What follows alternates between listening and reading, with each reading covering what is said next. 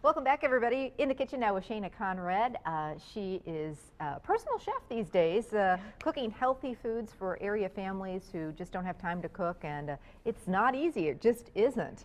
No, it's sometimes, it's really hard to find the time, and if you don't have a real interest in cooking or learning how to cook healthy, it's nice to be able to get those same meals with some help, and so that's what I've been spending a lot of my time doing.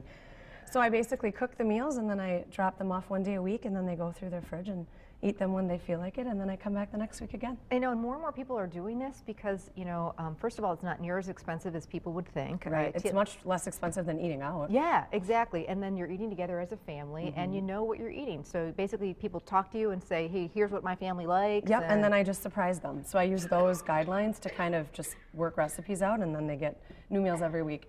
It's also, it kind of takes away the temptation of ordering a beer at the restaurant too, which adds up quickly, and it adds, the bill adds up quickly. And and it's nice to, sit around your own table, with your for family. Sure. Yeah. Shana's the mom of 2 boys who, kids, it's hard sometimes to get them to eat fruits and veggies. It is. You have to be persistent. You can't give in because they'll say they don't like it, but you have to just try again a couple of weeks later because slowly you can break them down. I totally agree. And if they're hungry, they will eat, especially if you say we're having pizza. Both my kids love pizza. My son is a serious pizza-holic, and so this is a fun one. We're making a veggie pizza, but it's got cheese and it's got all sorts of good stuff on it, so I think you're going to like it. So first we'll start with the crust.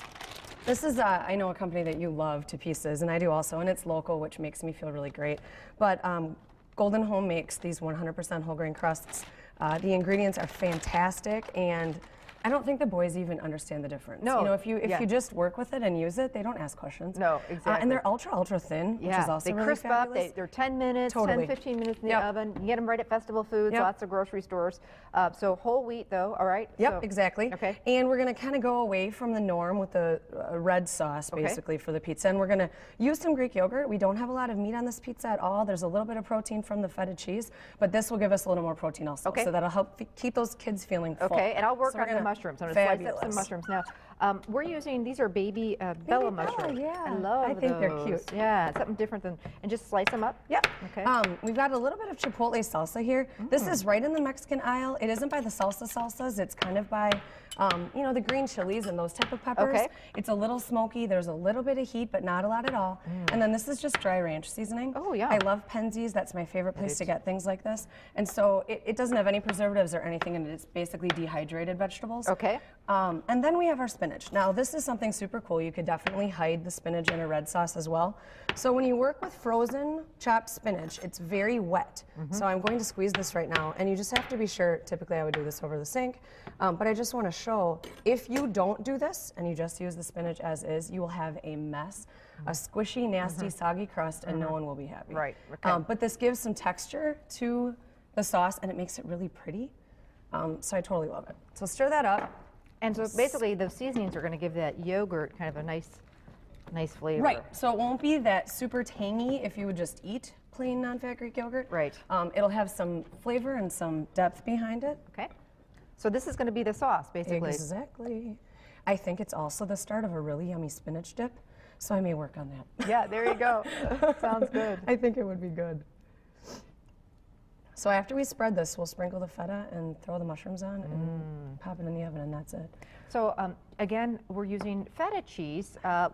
You could use anything. Okay. You really could. You could use mozzarella. Mozzarella. You could use Parmesan. You could use, whatever you like. I like feta. I think my boys might be a little happier with just a regular mozzarella, which is fine. Sure, but a little dab will do you. We don't need a ton of it, which is the nice part about it. And it crumbles so small that it takes up more space. You can get away with not using a lot. And, I do try to cook healthy, and cheese does tend to have more fat. And so if you can use something that takes up more retail space without using so much of it, I think that's a pretty cool. Yep. And feta, some people don't do, like blue cheese, but feta is not like that. It's, blue cheese is a little much for me even. Feta is mild. And it's really salty, so you have to be careful if you're using it to not oversalt the food that you're making as well. So then you wait till the end, and if you still need a little bit. So we just throw the mushrooms on top here, just kind of scatter them around. Preheat the oven. We do these at a pretty high heat? Yeah, 425 for about 10-12 minutes, and you just have to kind of watch it. Don't be afraid, because it's a whole grain crust, it takes a little bit more for it to get crispy, and so if you don't bake it very long, it will be kind of soft. Okay. And so I like to, if the edges of the pizza are dark, then you know that the bottom is going to be nice. Okay, so crank up that oven whenever you're doing pizzas at home. It's so important. Make sure and preheat it, maybe 15, 20 minutes, and 425 or even higher. Everybody's oven's different. You know your oven. Right. Sometimes here we crank it up even more. Oh yeah, it's at 445. Okay, all right, there you go. So we want it smoking hot so it'll crisp up the crust. Let's take a peek, Shane, and see if we got what we're looking for. Oh yeah, can you see the crust around here? Gets a little bit brown.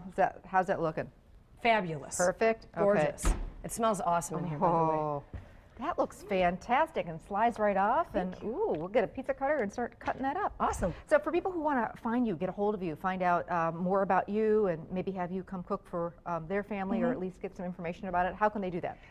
My full name is my website, so it's ShanaLeeConrad.com. Okay. I went out on a limb and instead of thinking of a business name, used my name. That's okay. All right. And if you go to our website, we'll link you to there. So thanks so much. Oh, wait, Shane is not going anywhere. We're making a really nice light dessert later. What are we making? We're making stuffed pears. It's kind of fun, and you could do a lot of different things with them, but we're kind of doing a grown-up version. Oh, I like that. Kind of fancy. I like fancy once in a while. You got to do that every once in a while.